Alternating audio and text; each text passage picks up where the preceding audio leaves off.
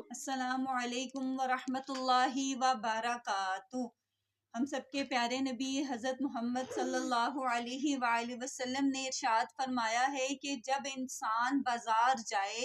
اور بازار میں جا کر جہاں پر لوگ اللہ کے ذکر سے غافل ہوتے ہیں، دنیاوی کاموں میں مشغول ہوتے ہیں، وہاں پر جو بندہ جا کر یہ کلمات پڑھ دے گا تو اللہ رب العزت اسے 6 لاکھ نیکیاں عطا کریں گے، اس کے 6 لاکھ گناہوں کو معاف فرما دیں گے اور اس کے 6 لاکھ درجے بلند کریں گے۔ وہ یہ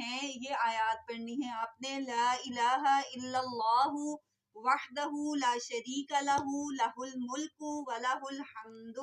یحیی و یمیت وہو حی لا یموت بیدہ الخیر وہو علی کل شیء قدیر۔ تو سبحان اللہ، ان آیات کو پڑھنے کی بہت زیادہ فضیلت ہے، تو آپ ان کو یاد کر لیں اور بازار